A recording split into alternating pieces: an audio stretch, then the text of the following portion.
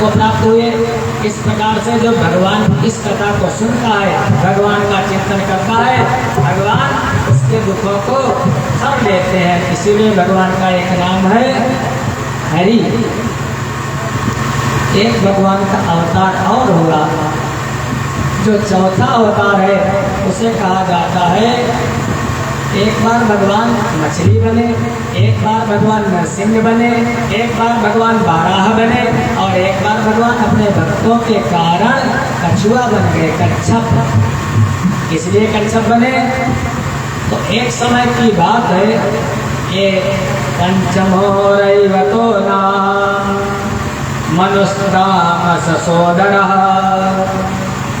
ये वो जो घटना थी वो तामस नाम के मनवंतर की घटना थी, और ये जो घटना है ये रैवत नाम के मनवंतर की घटना है। रैवत नाम के मनवंतर की घटना है। एक समय दुर्वासा जी गए कैलाश पर भोले बाबा का दर्शन करने के लिए। भोले बाबा प्रसन्न हो गए। भोले बाबा ने अपना माला निकाला, और दुर्वासा के अवतार भी माने जाते हैं। दुर्वासा जी को अपना माला दे दिया भोले बाबा ने, प्रसन्न होकर के। दुर्वासा जी आए, रास्ते से देवराज इंद्र जा रहे थे, ऐरावत पर बैठे हुए। दुर्वासा ने अपना माला, अरे देवों का राजा है, उसके गले में डाल दिया, फेंक दिया। इंद्र ने अपना माला निकाला, और निकाल करके जैसे कोई नेताजी होते हैं, नेताजी को माला पहनाओ और उनका जो वो सैदो या गुर्गा या चमचा जो कह लो तो खड़ा होता है। नेताजी माला निकाल करके उसको देते जाते हैं और हाथ में रखा जाता है, और बाद में नेताजी की गाड़ी पर तो सब ले जा करके गाड़ी पर रख देता है। तो इंद्र की गाड़ी में ऐरावत, इंद्र ने गले से निकाला और ऐरावत के ऊपर डाल दिया। और जब गाड़ी चलती है तो वही माला टूट करके रोड पर गिरते हैं और वो फूल इससे चले जाते हैं। ऐरावत को कुछ अच्छा नहीं लगा, माला को निकाला और निकाल करके नीचे डाल दिया, पैरों से कुचल दिया। दुर्वासा जी खड़े देख रहे, अच्छा हमारे भोले बाबा हमारी स्त्रियों का अपमान, इतना घोर अपमान, श्राप दे दिया इंद्र को। अरे इंद्र, मैं तुझको श्राप देता हूँ। यदा दुर्वाससा शापात् सेन्द्रालोकाश्रयो नृपः निःश्रीकामस्तविस्तत्र निःसृज्या दयाद्रिया। जाओ देवताओं, तुम स्त्रीहीन हो जाओ। स्त्रीहीन माने लक्ष्मी तुम्हारे पास से चली जाए। और जैसे गुरु जी मान लिया संत श्राप दे दे, सारे जो देवता लोग थे वो स्त्रीहीन हो गए, लक्ष्मी चली गई। जब लक्ष्मी चली गई, स्वर्ग पर अधिकार हो गया राक्षसों का। इधर ये सब परेशान होकर के भगवान नारायण के पास आए देवता कहने लगे, प्रभु क्या किया जाए हमको स्वर्ग वापस मिले। भगवान ने कहा, अब की बार ऐसा करो, अब की बार हरयोरपि संदेया सतिकार्यार्थ गौरवे अहिमोषक वद देवा हर से पदवी गतये। मेरी बात मानोगे? देवताओं ने कहा बिल्कुल मानूंगा। कहेंगे फिर तुम्हारे सौतेले भाई ही तो हैं राक्षस, और सौतेले भाइयों से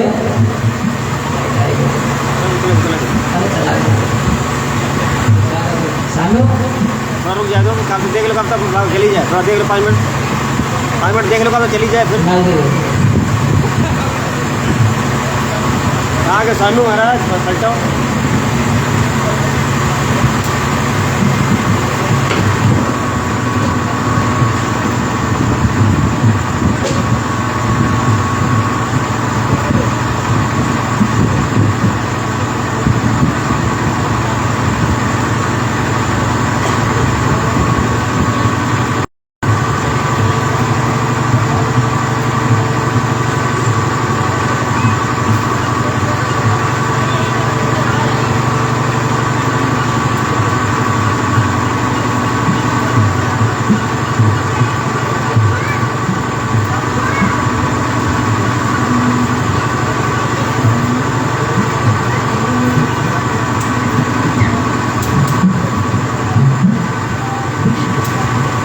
प्रेम से बोलो कृष्ण कन्हैया लाल की जय हो।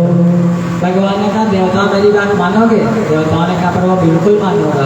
कहने के फिर ये तुम्हारे विमात्र भाई हैं, राक्षस सौतेले भाई हैं, इनसे प्रेम कर लो और प्रेम करके मैं जो कहूँ वो मानते रहना। अरे मूसक वक्त कैसे प्रेम करो?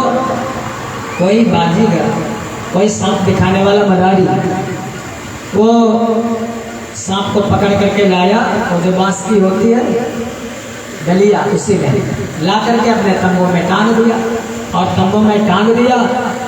धीरे धीरे एक कोई चूहा वहाँ से दौड़ता आया, उसने देखा लकड़ी ये बांस की बसेरी रखी है, डलिया रखी, उसमें उसने छोटा सा छेद बना दिया चूहे ने। अब चूहे के कारण उसके काटने का स्वभाव होता है। धीरे से जब छेद बनाया, सांप ने देखा कि भगवान कथा सुना रहे नारायण देवताओं को। सांप ने देखा, कहने का चूहे भाई छेद थोड़ा और बड़ा कर दो। चूहे ने कहा मैं छेद बड़ा कर दो तो मुझको खा जाओ। उसने कहा अरे ना, खाऊंगा कैसे जब तुम्हारे मित्र हो, मित्र चूहे, छेद थोड़ा बड़ा करो। चूहा सांप की बातों में आ गया और उसने जैसे छेद बड़ा किया, सांप धीरे धीरे निकला और पहला काम क्या किया, चूहे को लपेट लिया, चूहे को खाने लगा। चूहे ने कहा पहले तो तुमने कहा था नहीं खाऊंगा, ये तो गलत बात है, कैसे मित्र हो तुम? उसने कहा वो तब कहा था, ये तो मेरा स्वभाव है। भगवान ने कहा ऐसे तुम भी करो, दैत्यों के साथ समुद्र मंथन करो और समुद्र मंथन जब करोगे तो उसमें से रत्न निकलेंगे। उन रत्नों को आपस में बराबर बराबर बांट लेना और अमृत निकलेगा, विष भी निकलेगा, मदिरा भी निकलेगी। इन राक्षसों को मदिरा पिला दी जाएगी और तुम लोग अमृत पी लेना, अमर हो जाओगे, बार बार का झंझट खत्म हो जाएगा। ये गए देवता लोग जा करके मित्रता कर ली, जा करके दैत्यों से कहने के भैया समुद्र मंथन किया जाए, बराबर बराबर बांट लेंगे रत्न। उन्होंने कहा ठीक बिल्कुल किया जाए। कैसे किया जाए? भगवान नारायण जी वहीं पर कहने लगे मंदराचल का मथानी बनाई जाए, मंदराचल पर्वत की। अब उस समुद्र में महाराज मंदराचल लेने के लिए देवता लोग गए, राक्षस लोग गए। तो देवता पहले भगवान का पहले तुम बढ़ जाओ। जब वो मंदराचल उठाने लगे, दैत्य लोगों ने कहा अरे मैं क्या तुमसे कमजोर हूँ, हटो पीछे। अब दैत्य उठाने लगे, मंदराचल को इतना बड़ा नहीं था, मंदराचल गिरा, बहुत से दैत्य उसके नीचे दब करके पिस गए। बाद में भगवान ने गरुड़ को बुलाया, गरुड़ की पीठ पर मंदराचल को रख लिया, समुद्र के बीचों बीच ले जा करके उसको बिठा दिया मंदराचल को। कहने लगे अब रस्सी काहे की बनाई जाए, रेत तो बन गई इसकी। कहने के रस्सी बनाई जाए वासुकी नाग की, सबसे बड़े वासुकी नाग है। कहने के वासुकी नाग तैयार तो होंगे नहीं, उनका जो बदन शरीर छिलेगा। कहने के वासुकी से कुछ लालच दे देना वासुकी को। कहने के ठीक है, वासुकी को कुछ लालच दिया और वासुकी नाग की रस्सी बना ली गई। समुद्र में भगवान ने कहा देवताओं ऐसा करो, तुम जाकर के सांप के फन की तरफ मच जाओ। देवता गए, सांप के फन की तरफ मच गए। दैत्य लोगों ने कहा फन की तरफ, अरे क्या मैं तुमसे कमजोर हूँ? हमारे लातों के लतियाल पूंछ की तरफ चलो। अब वो देवता लोग पूंछ की तरफ, भगवान ने कहा जल्दी जाओ, पूंछ की तरफ जाओ। देवता लोग पूंछ की तरफ और दैत्य लोग फन की तरफ। सिरहाने मैं रहूंगा, मैं श्रेष्ठ जाता हूँ। समुद्र मंथन होने लगा और जब मंथन होने लगा तो जब वासुकी नाग को रगड़न पैदा हुई तो उनके मुख से विष निकलने लगा, राक्षस जलने लगे, लेकिन अहंकार के वशीभूत होकर के जले जा रहे हैं, लेकिन रहेंगे सर की तरफ। देवता लोग आराम से पूंछ की तरफ। जो भगवान की बात मानता है उसके जीवन में दुख नहीं आता। जब वो मंदराचल मान लिया मटकी में जब आप लोग दही मथते हो तो नीचे पेंदी होती है, समुद्र में कोई पेंदी तो है नहीं। मंदराचल नीचे जाने लगा, जब नीचे जाने लगा भगवान ने एक अवतार लिया। प्रेम से बोलो कच्छप भगवान की, कछुआ बन करके आ गए और वहीं नीचे विराजमान हो गए। मंदराचल भगवान की पीठ पर घूमने लगा। भगवान को बड़ा आनंद आने लगा। उनके पीठ में जो खुजली होती थी वो खुजली शांत होने लगी। धीरे धीरे समुद्र मंथन हुआ। हम लोग संसार में क्या ढूंढते हो? सुख। अब सुख मिले, अब सुख मिले, अब सुख मिले, लेकिन सुख तो मिलता है नहीं, मिलता क्या है? दुख। ऐसे समुद्र किस लिए मत रहे थे? अमृत मिलेगा, सुख मिलेगा, लेकिन सबसे पहला रत्न तो निकला। कौन सा रत्न निकला? हलाहल विषम जाता, विष निकला। और विष त्रिलोकी को दग्ध करने लगा, त्रिलोकी को जलाने लगा। जब जलाने लगा, नारायण के पास सब गए। नारायण का भैया उन्हीं की विनती करो भोले बाबा की, वही कल्याण कर सकते हैं। गए सब, भोले बाबा की विनती की। भोले बाबा ने कहा देखो एक बात, मैं हूँ बूढ़ा, हमारी पत्नी दूसरी पत्नी पार्वती पहले वाली सती थी। अब बगैर पत्नी के पूछे मैं कोई काम नहीं करता। अगर हमारी पार्वती जी कह दें तो अगर मैंने विष पी लिया, हमको कुछ हो गया तो इनका क्या होगा? इनकी देखभाल कौन करेगा? और हमारा सनातन धर्म भी कहता है बगैर पत्नी के पूछे कोई काम करना नहीं चाहिए, पूछ करके करना चाहिए माताओं से। ये बताओ, रावण ने कभी पूछा था मंदोदरी से जाऊं सीता जी को चुरा करके ले आओ? नहीं पूछा था। जब नहीं पूछा था तो क्या हुआ? रावण का पूरा कुल समूल विनष्ट हो गया। और भगवान राम ने सीता जी से पूछा था नहीं, तुम पावक मह करो निवासा, जब लग करो निशाचर नासा। भगवान ने माँ सीता से पूछ करके किया है। बार बार अगर ऐसे लड़ते हो, माताओं से झगड़ते हो, तो कभी इनसे महाराज प्रेम भी कर लिया करो। कैसे? ये शिक्षा लो अपने भगवान से। हमारे भगवान ने जैसा किया है, हमारे प्रभु ने जैसा किया है, राम जी ने जैसा किया, भोले बाबा ने जैसा किया। भगवान राम जंगल में आए। जब जंगल में आए, आभूषण तो पहले सबका कहीं ने उतरवा लिए थे। माँ सीता के पास कोई आभूषण तो थे नहीं। हैं कहाँ? है महाराज वहीं पर संगदेवपुर में, वहाँ पर स्फटिक की शिला है। वहीं पर भगवान स्फटिक की शिला पर विराजमान है। लखनलाल चले गए फल फूल लेने के लिए। भगवान प्रातःकाल जगे, प्रातःकाल राम जी जगे और जग करके बहुत से फूल को तोड़ा। बेला का फूल, चमेली का फूल, चांदनी का फूल, मालती का फूल, और तोड़ करके सुई धागा मांगा सीता मैया से। एक बढ़िया सा माला बनाया, एक छोटे छोटे माला कई बनाए, एक बढ़िया सा माला बनाया। और कहते हैं एक बार चुने कुसुम सुहाए, एक बार चुने कुसुम सुहाए, निज कर भूषण राम बनाए।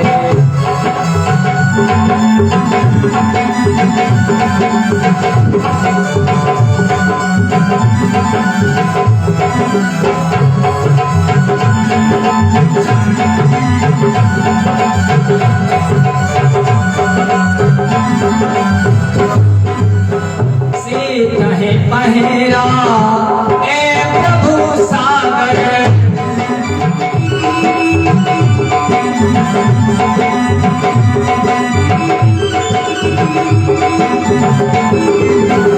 बैठे फटिक शिला पर सुंदर,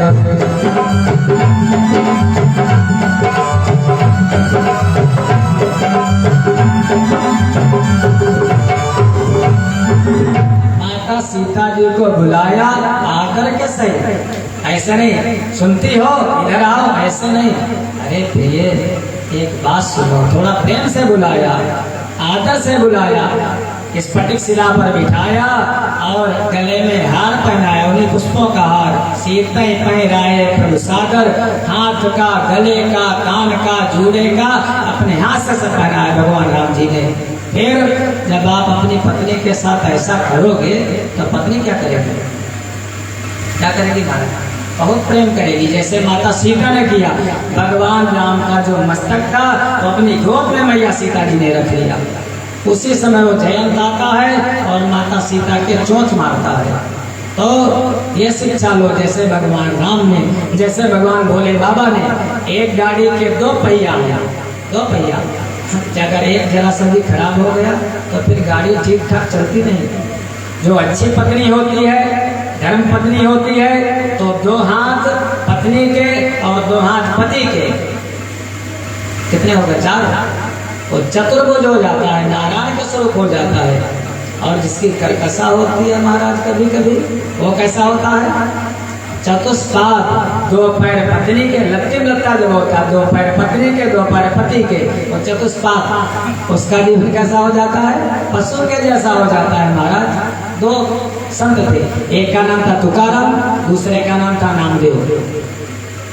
नामदेव की पत्नी बड़ी सुंदर, बहुत सीधा, बहुत गुणवान। नामदेव भगवान का धन्यवाद करते थे, प्रभु कितनी कृपा है, अगर ये दुष्ट होती तो मेरा मन तुम्हें कैसे लगता। पत्नी मनोरमांग दे मनोव्रतानुसारिणी सप्तती कारिणीम दुर्ग संसार सागर सकलोद्भवाम। ऐसी पत्नी जो माता मनोव्रतानुसार, हमारे मन के अनुसार चले। और कारिणीम दुर्ग संसार सागर से, इस संसार सागर से हमको तार दे। धर्म पत्नी अपने यहाँ क्या है? हमारे सनातन धर्म में पत्नी को कहा जाता धर्म पत्नी।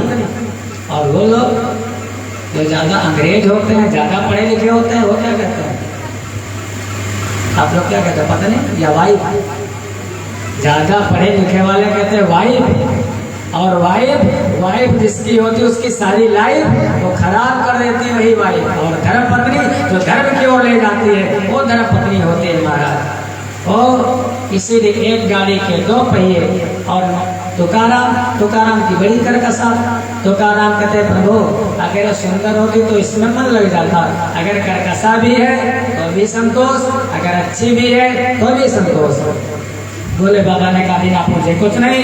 पार्वती मैया से पूछा, पार्वती मैया ने कहा प्रभु आप तो तीनों लोगों के स्वामी, अगर जन कल्याण हो, जगत का कल्याण हो तो प्रभु विस्पान कर लो।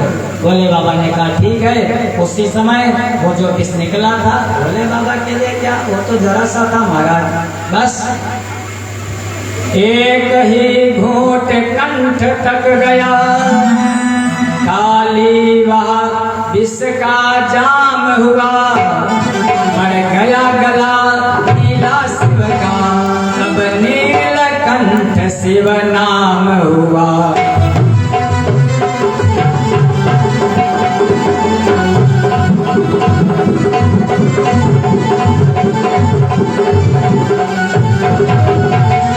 चंद्र को माथ पर धारण कर उस विष की ज्वाल बुझाने लगे, अब चंद्रमौली के साथ साथ शिव नीलकंठ कहलाने।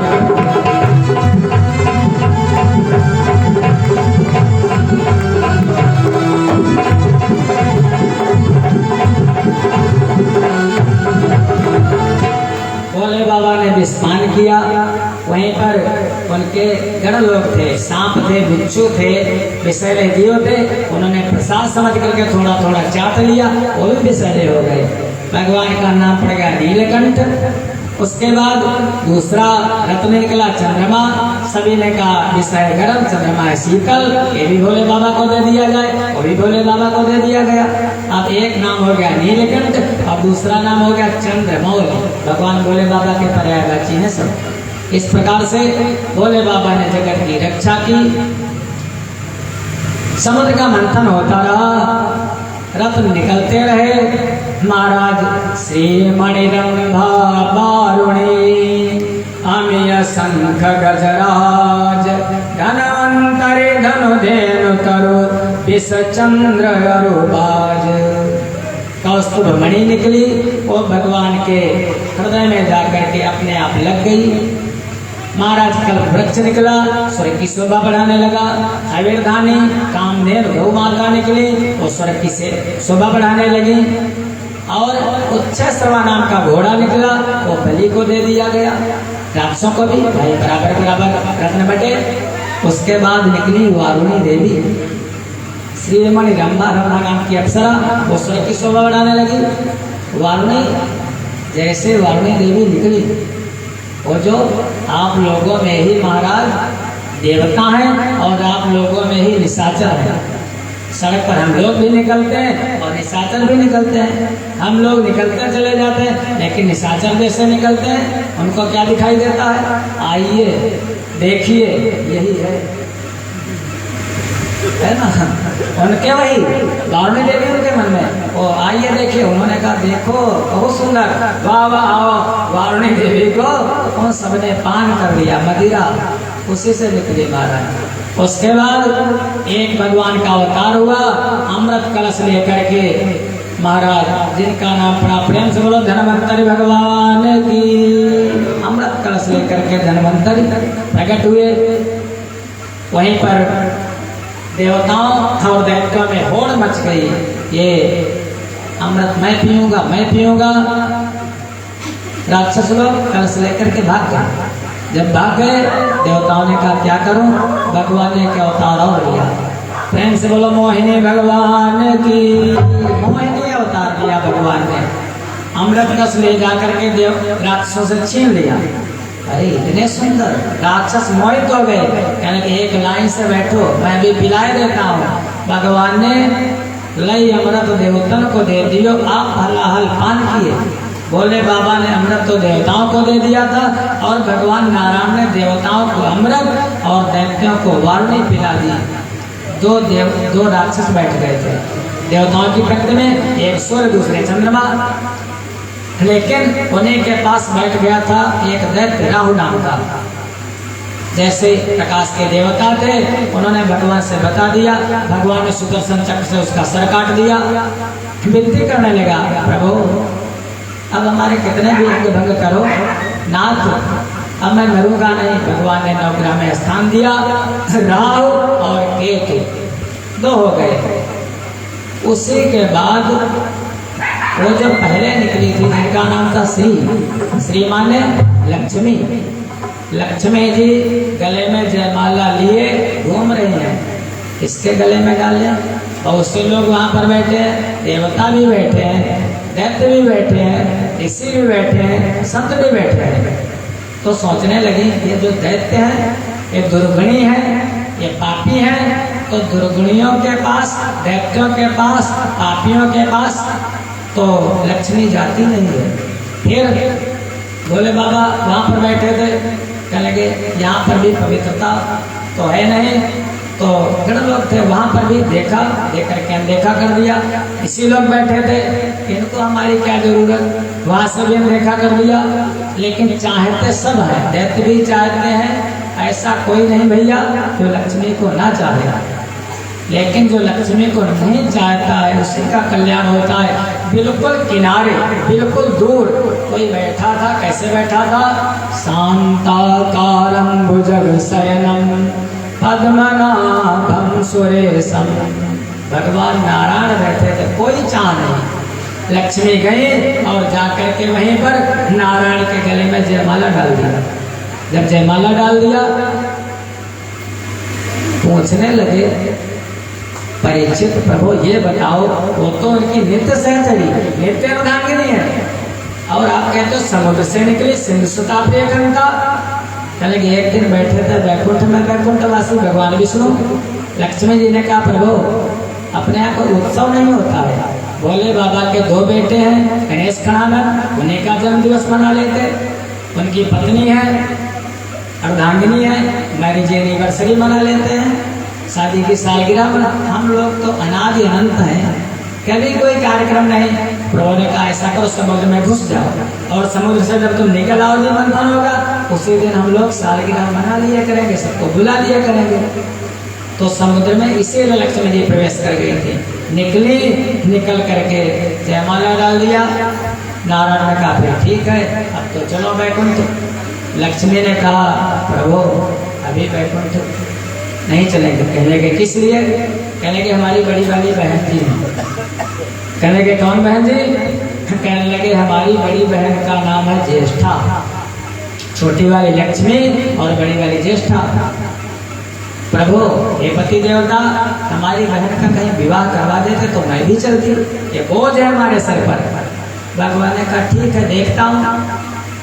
भगवान के बहुत से भक्त बैठे हैं वहां पर, नारद बैठे, ध्रुव बैठे, प्रहलाद बैठे, बहुत से ऋषि मुनि बैठे। भगवान ने कहा हमारी साली जी हैं बड़ी वाली, विवाह कर लो इनके साथ। अब जो कोई हो मना कर दे, अरे प्रभु इनके साथ विवाह कैसे करेंगे, आप भी हो। दरिद्रता के साथ कोई विवाह करता है, ज्येष्ठता के साथ कोई विवाह करता है। भगवान को तो सब लोग मानते हो, भोले बाबा बहुत अच्छे हैं, लेकिन भगवान की बात कोई नहीं मानता। भक्त बहुत से हैं लेकिन भगवान को मानते हैं, लेकिन भगवान की नहीं मानते। भगवान ने सबसे कहा कोई तैयार नहीं। नारद जैसे जो भगवान के परम भक्त वो तैयार नहीं आए। पृथ्वी पर एक कोई गुरुकुल था, उस गुरुकुल के कोई महाराज जी थे जिनका नाम था उद्दालक। उद्दालक के साथ अपनी साली का विवाह कर दिया। ज्येष्ठा का उद्दालक से कहा विवाह करोगे? उद्दालक ने कहा प्रभु आपके सुख में हमारा सुख, करूंगा। उद्दालक तैयार हो गए, ज्येष्ठा का विवाह उद्दालक के साथ कर दिया। बढ़िया शादी हुई धूमधाम से, बढ़िया गाड़ी, बढ़िया पालकी सजा करके ज्येष्ठा उसी में बैठ गए, दरिद्रता उसी में बैठ गए। लेकर के गए अपने आश्रम। आश्रम में वेद मंत्रों का उच्चारण हो रहा था। ओम सहस्र शीर्षः पुरुषः सहस्राक्षा सहस्रपाद। एक तरफ स्वाहा हो रहा था, ओम भू स्वाहा, ओम भुआ स्वाहा। एक तरफ शंख बज रहा था। दरिद्रता ने कहा ढोला रोको, पालकी रोको बाहर। उद्दालक ने कहा क्यों? कहने लगे तुम्हारे आश्रम में जो वेद मंत्रों का उच्चारण होता है, जो शंख बजता है, घंटी बजती है, ये सब बंद करवा दो, मैं वहां नहीं जा सकती। ये जो तुम्हारे यहाँ लीपा पोती बढ़िया बढ़िया पड़ी है, साफ सफाई, मैं इस साफ सफाई में नहीं रहती। इसको सबको गंदा करवाओ और यहाँ पर उच्चिष्टम अपचामेयम्, सब गंदे करवाओ, आचार विचार सब खत्म कर दो, ये पूजा पाठ बंद करा दो, तब मैं चलूंगी तुम्हारे घर में। उद्दालक ने कहा हमारे प्रभु ने कहा था उद्दालक विवाह कर लो, मैंने विवाह कर लिया। हमारे प्रभु ने ये नहीं कहा था अपनी पत्नी को रखना या न रखना, मैं तो तुमको रख रहा हूँ, अब तुम्हारी मर्जी, हमारे घर में रहो या न रहो, हमारे आश्रम में शासन हमारा, ये सब होता रहेगा। दरिद्रता पत्नी है उनकी। महाराज जैसे बहुत से लोग होते हैं पत्नी होते हैं लेकिन पत्नी से कोई लेना देना नहीं। मोदी जी को देखो तो महाराज पत्नी तो है, वहां से दरिद्रता भाग गई और भाग करके आ गई जहाँ कहीं भी उनको ठौर कहाँ मिलता है, जिस किसी के घर में जाला लगा होता है, जिस किसी के दरवाजे पर प्रातःकाल झाड़ू नहीं लगाई जाती है, जिस किसी के घर में गंदगी होती है, जिस किसी के घर में किचन में जूता चप्पल पहन करके सब घुस जाते हैं महाराज, जिस किसी के घर में पवित्रता नाम की चीज नहीं होती है। एक थोड़ी और कटु बात है कह दें, जिस किसी के घर में माताएं बर्तन, अब तो महरी आती है अपने आप कौन बाजे, वो क्या करते हैं शाम को बर्तन सब इकट्ठा कर देती हैं, सुबह धुले जाएंगे ना, वहाँ पर फिर वो आती जरूर है धीरे धीरे कभी किसी न किसी रूप से। जिस किसी के घर में वो आटा मर दिया जाता फ्रिज में रख देंगे, फ्रीजर में सुबह बना लेंगे, ये सब भोजन बनाया रख दिया। भोजन भी 3 प्रकार का होता है, एक सतोगुणी, एक रजोगुणी, एक तमोगुणी। जो ताजा खा लिया जाता है बढ़िया, न ज्यादा मसाला, सीधे मारा, थोड़ा मीठा भी हो, सरस हो, खाने में अच्छा लगे, वो सतोगुणी। जो कड़ुआ हो, कमल लवणात् उष्ण तीक्ष्ण रुक्ष विदाहिनः, कड़ुआ हो, कसैला हो, तीखा हो, कानों में सीटी बजे, वो कहते हैं वो भोजन रजोगुणी होता है। और जो रखा हुआ बासी, पका, कच्चा और उच्छिष्ट, अपवित्र, उस भोजन को कहते हैं। आप लोग कितने कितने दिन का रखा खाते हो? आप लोग तो नहीं खाते होगे, लेकिन ऑनलाइन क्या मंगाते हो? Online pizza, burger. और पिज्जा कितने दिन का बना है महाराज? दुष्ट सिस्टम, बुद्धि कैसे ठीक रहेगी, मन कैसे लगेगा भगवान में? उच्चतम अपचामेयम् भोजनम तामसप्रियम, वो किसका आते हैं, लेकिन भक्त नहीं खाते, राक्षस खाते हैं उसको। अपने अपने स्वभाव के अनुसार, अपने अपने मति के अनुसार। तो दरिद्रता उन्हीं के घर में निवास करती हैं जिनके घर में ऐसा कुछ होता है। दरिद्रता क्या, दरिद्रता जहाँ जाते हैं वहीं पर भूत प्रेत पिशाच बैताल सब जाते हैं, उन्हीं के सब संगी साथी हैं। विवाह हो गया, एक दिन दरिद्रता घूमते घूमते पहुंच गई कहाँ, वैकुंठ। वैकुंठ में जीजा के घर में जाने में कोई बुराई थोड़ी ना है। अब जीजा छोटे हो बड़े हो, पहुंच गए और भगवान के भक्त देवर्षि नारद भी पहुंच गए। वो तो परम भक्त, जैसे नारद पहुंचे दरिद्रता ने कहा, देवर्षि क्या मैं तुमको सुंदर लग रही हूँ? नारद ने कहा, अब क्या कहें, दरिद्रता क्या सुंदर हो सकती है? तब तक लक्ष्मी जी कहने लगी, देखो सगी बहनें दोनों कहने लगी, देवर्षि मैं तुमको सुंदर लगती हूँ। अब नारद क्या कहे, अगर उनको बुरा कहें तो गलत बात, अगर उनको बुरा कहें तो गलत बात। दोनों को खुश करना, दोनों को संतुष्ट करना। कभी छोटे छोटे बच्चे होते हैं जैसे भाई बहन, तो बहन कहेगी मम्मी अरे देखो जैसे तैयार हुई मैं सुंदर लगती हूँ, तब तक छोटी वाले के अरे नहीं मम्मी मैं सुंदर हूँ। बेटा कहता अरे मम्मी ये तो बिल्कुल कैसी चुड़ैल लगती है, अरे मैं कितना सुंदर लगता हूँ, देखो कितना स्मार्ट हुआ है मैं हूँ। अपने माता पिता से ही कहते। तो दोनों पूछने लगे, मोहन नारी नारी के रूपा, पन्न गारिया चरित, अनुपा स्त्री कभी स्त्री पर मोहित नहीं हुआ करती। कौन सुंदर है? नारद ने कहा ऐसे नहीं, अरे जब सुंदरता आंकी जाती है तो जज आते हैं, फैसला करने वाले आते हैं, बढ़िया बढ़िया कपड़े पहने जाते हैं, और जब कहीं फैशन शो होता है तो बढ़िया सा रैंप बनाया जाता है, स्टेज बनाया जाता है। और जो मिस वर्ल्ड या मिस यूनिवर्स का जब चुनाव होता है तो वहाँ पर स्त्रियाँ बढ़िया बढ़िया कपड़े पहन करके, फैशन डिजाइनर कपड़ों को पहले डिजाइन करते हैं और पहन करके चलती, तब सुंदरता आंकी जाती है। तो यह तो विश्व सुंदरी का चुनाव है। लक्ष्मी जी व्यवस्था करवाओ, विश्वकर्मा को बुलाया, अरे महाराज जरा देर में बढ़िया सा मंच बन करके तैयार, अच्छे अच्छे कपड़े पहना दोनों ने, दरिद्रता ने भी लक्ष्मी ने भी, दोनों ने पहन लिया। नारद ने कहा चल करके दिखाओ, ऐसे नहीं। जब आप लोग लड़की देखने जाते हो तो हमारा जैसे कोई चल करके देखता, कोई सलवार सूट में देखता, हमारे आसन पर सब होता है, कोई बाल खुला करके, कोई बाल बनवा करके, कोई साड़ी में, कोई सलवार में, कहने के चल करके दिखाओ। जब चल करके चली, दरिद्रता बड़ी थी, दरिद्रता जैसे चली देवर्षि कहने लगे वाह अरे बहुत सुंदर, दरिद्रता तुम तो बड़ी सुंदर लगती हो। लक्ष्मी ने कहा अच्छा, आते थे तो बढ़िया बढ़िया लड्डू खिलाती थी मैं, अरे कलाकंद खिलाती थी मैं, छेना खिलाती थी मैं, चाय खिलाती थी मैं, और इसको सुंदर बता रहे हो देवर्षि? पानी को नहीं पूछूंगी तुमको।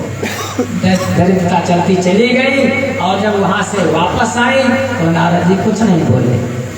उसके बाद नंबर आया लक्ष्मी का। लक्ष्मी से कहा माता जी तुम भी चल करके दिखाओ। जब लक्ष्मी चलने लगी तो नारद जी बोले नहीं। अब लक्ष्मी और खुल गई, अरे हमारी जब दरिद्रता चली थी तो ये पहले बोला था तुम बड़ी सुंदर हो, अरे मैं तो चली जा रही हूँ, ये कुछ बोलता नहीं। अब तो ये बहुत दुष्ट नारद है, मैं नहीं जानती थी इतना दुष्ट, मेरा इतना विरोधी। जब एक स्थान तक गई लक्ष्मी और वहां से जैसे वापस हुई, नारद के मुंह से निकल गया हेमा हिरण्य वर्णाम हरिणे सुवर्ण रजतस्रजाम चंद्राम हिरण्यमयीं देवीं जातवेदो भावा ओम महालक्ष्म्यै च विद्महे विष्णुपत्न्यै च धीमहि तन्नो लक्ष्मी प्रचोदयात्। अरे माँ आपसे बढ़कर के सुंदर कौन है? अरे खान पान का वैभव सब तुमसे आता, तुम्हारे बिना तो किसी का जीवन चल नहीं सकता। महाराज धन्यवाद किया नारद जी ने, हे लक्ष्मी आप तो हमारे प्रभु की नित्य सहचरी हो, तुमसे बढ़कर के कौन है?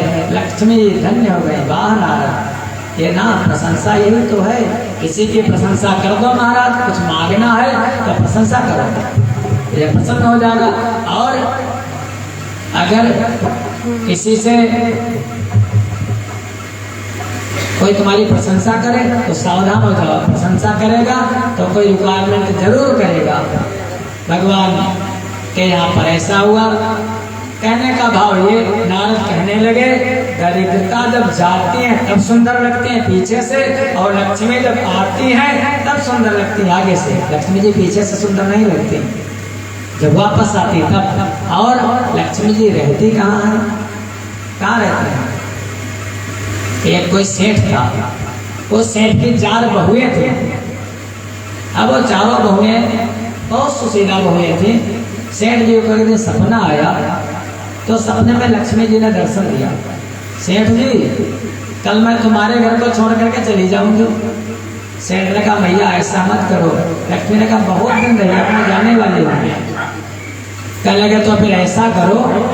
लक्ष्मी ने कहा प्रातः काल पूछ लेना, कल फिर सपने में आऊंगी, कुछ बात हो तो कुछ मांगना हो तो मांग लेना। सेठ प्रातः काल जगा, अपनी बड़ी वाली बहू से बताया लक्ष्मी जी कह रही थी कल चली जाऊंगी, बताओ क्या मांगो। उसने कहा मांगने के लिए, अरे 1000 बीघा खेत मांग लो, जमीन मांग लो। लक्ष्मी चले जाएगी, कोई बात नहीं, अपना उधर पोषण होता रहेगा।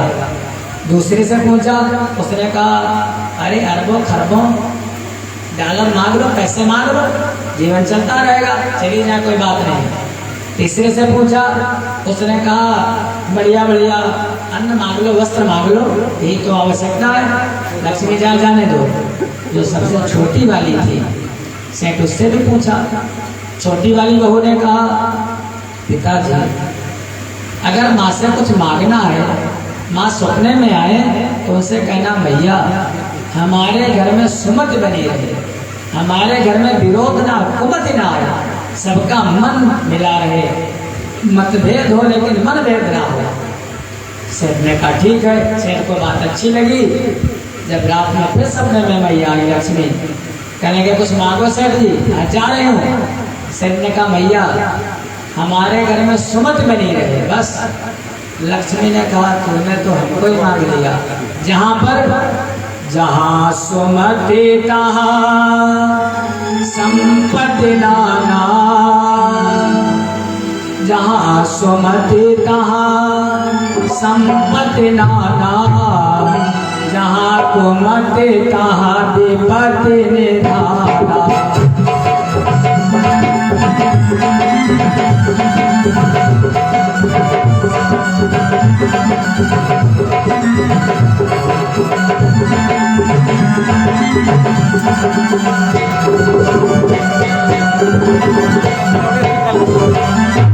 जहाँ पर सुमति होती है वहीं पर संपत्ति होती है, और जहाँ पर कुमति होती है वहाँ पर विपत्ति होती है। इसलिए अपने घर में मान लिया भाई है, बहन है, पत्नी है, पिता है, मतभेद तो अलग बात है। हमारा मत, मैं कांग्रेस को, मैं सपा को, मैं बसपा को, मैं भाजपा को, मतभेद है, लेकिन मनभेद नहीं होना चाहिए। इसलिए सुमत बना करके रखो।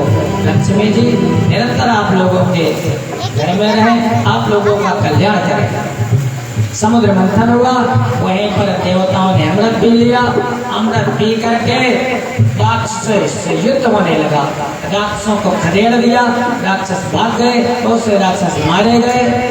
शुक्राचार्य जी ने कहा बलि ये रोज रोज का झंझट अगर उन्होंने अमृत पिला करके खत्म कर दिया है तो मैं भी तुम्हारा झंझट बलि खत्म किए देता हूँ।